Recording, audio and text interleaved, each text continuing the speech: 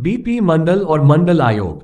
मंडल commission का अध्यक्ष रहे बीपी मंडल जी का जन्म मधेपुरा जिला के मुरहो ग्राम में एक संपन्न किसान के घर में हुआ था। उन्होंने अपनी पढ़ाई गांव के सरकारी स्कूल से लेकर पटना तक जाकर उच्च शिक्षा प्राप्त की थी।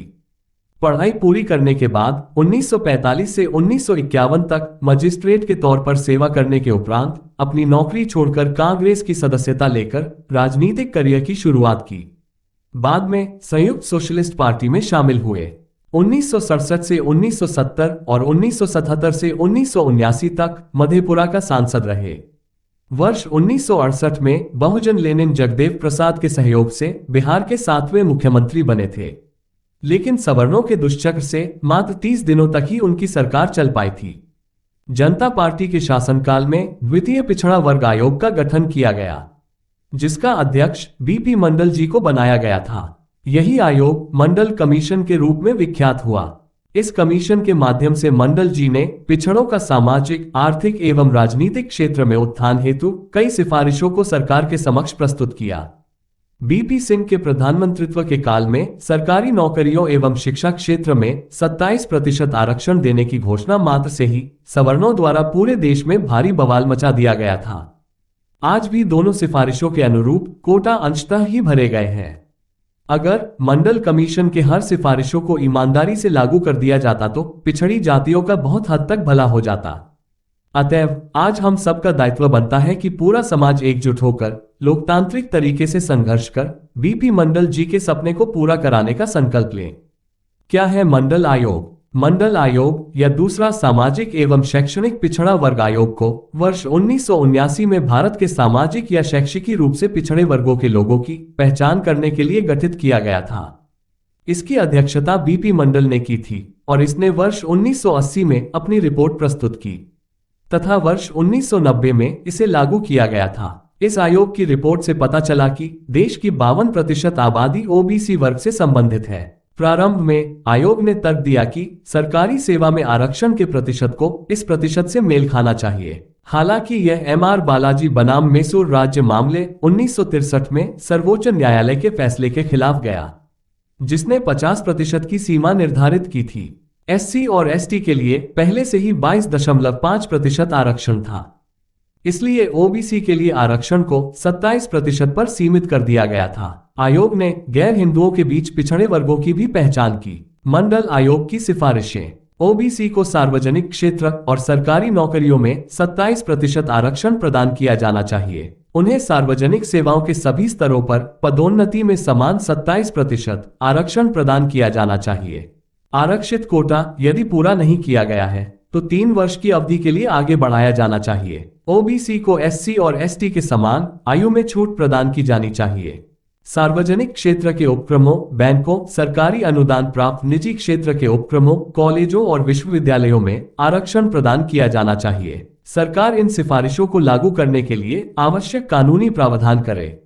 मंडल आयोग का प्रभाव: मंडल आयोग के कार्यान्वयन के परिणामस्वरूप सरकार को व्यापक विरोध का सामना करना पड़ा और जब सरकार ने इसे लागू करने का निर्णय लिया तो जहां छात्रों ने विरोध में आत्मदाह किया, कार्यान्वयन को अंततः इंदिरा साहनी बनाम भारत सरकार मामले में चुनौती दी गई थी। इंदिरा साहनी केस में सर्वोच्च न्यायालय का रुख: इस मामले में सर्वोच्च न्यायालय ने ओबीसी के लिए 27% आरक्षण को संवैधानिक रूप से वैध माना, लेकिन कुछ शर्तों के साथ। न्यायालय ने कहा कि आरक्षण 50% कैप की सीमा में ही होना चाहिए और पदोन्नति में इसे बढ़ाया नहीं जाना चाहिए। क्रीमी लेयर की अवधारणा भी न्यायालय द्वारा समुदाय के संपन्न लोगों को बाहर करने के लिए पेश की गई थी। कैरी फॉरवर्ड नियम, जिसके द्वारा आगामी वर्ष में अपूर्ण रिक्तियों को भरा जाता है, को 50% की सीमा का उल्लंघन नहीं करना चाहिए। मंडल आयोग की विशेषताएं: प्रतिनिधित्व में वृद्धि: मंडल आयोग ने सरकारी नौकरियों और शैक्षणिक संस्थानों में एससीबीसी के प्रतिनिधित्व को बढ़ाने में मदद की। सामाजिक न्याय और अधिकारिता मंत्रालय के अनुसार वर्ष 2014 से 2021 के दौरान सीधी भर्ती के माध्यम से कुल नियुक्ति के खिलाफ ओबीसी का प्रतिनिधित्व लगातार 27% से ऊपर था। शिक्षा तक पहुंच: आरक्षण नीति ने कई ओबीसी छात्रों को उच्च शिक्षा तक पहुंच में सक्षम बनाया है। इसके परिणाम स्वरूप विश्वविद्यालयों और कॉलेजों में ओबीसी छात्रों की संख्या में उल्लेखनीय वृद्धि हुई। सामाजिक न्याय और अधिकारिता मंत्रालय के अनुसार वर्ष 2014 से 2021 की अवधि के दौरान 2014-15 से उच्च शिक्षण संस्थानों में ओबीसी का नामांकन लगातार बढ़ रहा है। सामाजिक न्याय मंडल आयोग की सिफारिशें सामाजिक न्याय के सिद्धांतों पर आधारित थीं और इसका उद्देश्य समाज के सभी वर्गों, विशेषकर उन लोगों को समान अवसर प्रदान करना था जो ऐतिहासिक रूप से वंचित रहे हैं।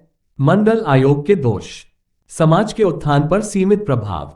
इसका प्रभाव बहुत कम समुदायों तक सीमित रहा है। न्यायमूर्ति रोहिणी जी आयोग के अनुसार ओबीसी में लगभग 6000 जातियों और समुदायों में से केवल 40 समुदायों को केंद्रीय शैक्षणिक संस्थानों में प्रवेश एवं सिविल सेवाओं में भर्ती हेतु 50% आरक्षण का लाभ मिला। राजनीतिकरण: राजनेताओं ने प्रायः आरक्षण को अपने वोट बैंक की राजनीति के रूप में इस्तेमाल किया है। वर्ष 1980 के दशक के दौरान मंडल आयोग को राजनीति का एक नया रूप राजनीति मंडल देते हुए अत्यधिक राजनीतिकरण किया गया था। अभी भी इसका प्रयोग एक राजनीतिक उपकरण के रूप में किया जाता है। हाल ही में कर्नाटक में चुनाव प्रचार के दौरान एक राजनेता ने SC/ST OBC आरक्षण पर 50% की सीमा को हटाने की मांग की थी। ये था बीपी और मंडल आयोग के बारे में संक्षिप्त विवरण। आइए जाति और नस्ल से ऊपर उठकर हम सभी ओबीसी एक साथ आए और अपने भविष्य के साथ साथ ओबीसी के भविष्य के लिए भी काम करें। धन्यवाद। गणेश गोगोई, सहायक महासचिव मालीगांव और डिविजनल सचिव Tinsukia division NF railway OBC employees association.